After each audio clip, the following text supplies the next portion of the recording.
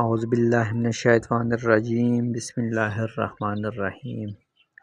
Dear friends, السلام علیکم۔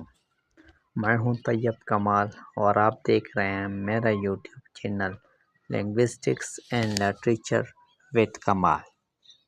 تو دوستو، آج میں آپ لوگوں کے ساتھ مڈل انگلش پیریڈ کے حوالے سے جو لٹریچر ہے اس کے بارے میں آپ لوگوں کے ساتھ انفارمیشن شیئر کرنے جا رہا ہوں۔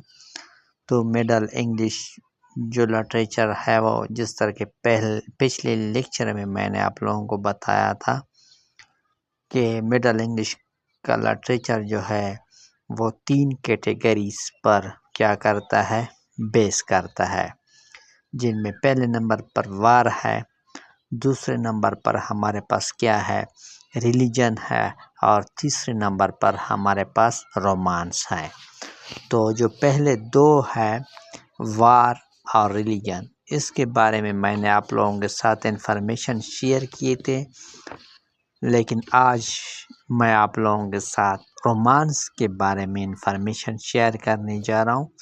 تو دوستو، نیا لیکچر سٹارٹ کرنے سے پہلے میں آپ سب سے ریکویسٹ کرتا ہوں کہ اگر آپ میرے چینل پہ نئے ہیں تو میرے چینل کو سبسکرائب کرنا، لائک کرنا اور شیئر کرنا نہ بھولیں، تاکہ میری ہر نئی آنے والی ویڈیو آپ لوگوں تک بر وقت پہنچتی رہے۔ تو دوستو، چلو سٹارٹ کرتے ہیں نیا لیکچر۔ نیا لیکچر جس طرح کہ میں نے آپ لوگوں کو بتایا کہ آج میں رومانس کے حوالے سے آپ لوگوں کے ساتھ انفارمیشن شیئر کروں گا۔ تو جو پہلا پوائنٹ ہے رومانس کے حوالے سے وہ ہے the romance was the third category of the middle English literature. کہتے ہیں کہ جو رومانس ہے وہ مڈل انگلش کے جو کیٹیگری ہے اس میں نمبر ہے تیسرے نمبر کی جو کیٹیگری ہے وہ کیا ہے، رومانس کی ہے مڈل انگلش لٹریچر میں۔ Romance means how the people left their home and show the love with their homeland۔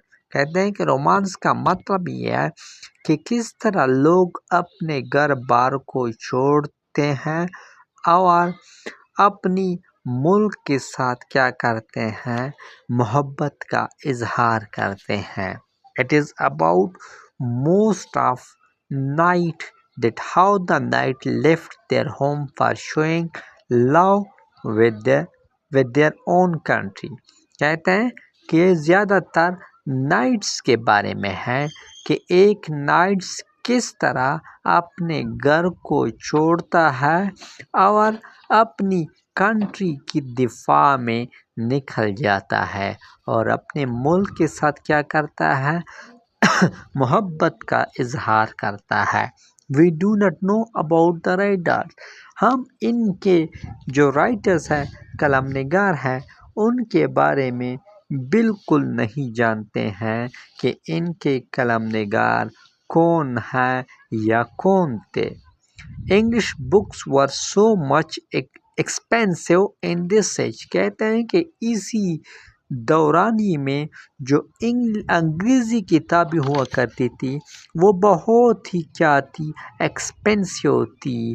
مطلب ہر کسی کی بس کی بات نہیں تھی کہ وہ انگریزی کتاب کو کیا کریں، خرید سکیں۔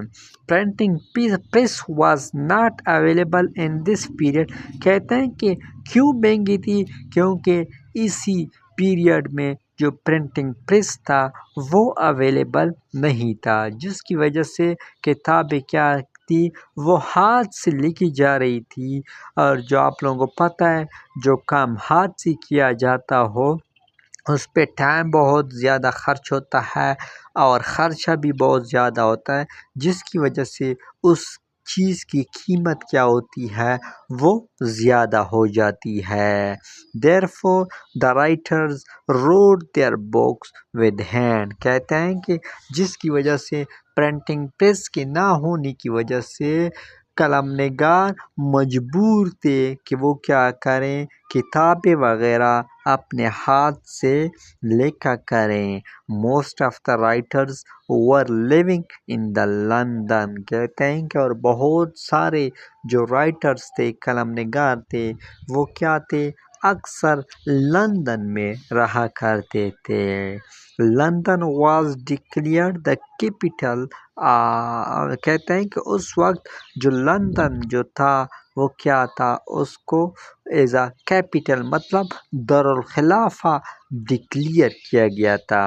Therefore most of the people were trying to go to London for learning literature، کہتے ہیں کہ اسی وجہ سے بہت سارے لوگ یہی کوشش کر رہے تھے کہ وہ کیا کرے، لندن میں چلے جائیں، کس چیز کے لیے، فار لرننگ دا لٹریچر، ادب کو سیکھنے کے لیے بہت سارے لوگ کیا کرتے تھے، لندن جایا کرتے تھے۔ Two bigs universities have been made in this period, کہتے ہیں کہ اسی مڈل انگلش کی دورانی میں جو لندن میں برطانیہ کے سب سے مشہور جو یونیورسٹیاں ہیں آج بھی ہیں، وہ اسی دورانی میں کیا ہو گئے تھے، اسٹیبلش ہو گئے تھے، قائم ہو گئے تھے۔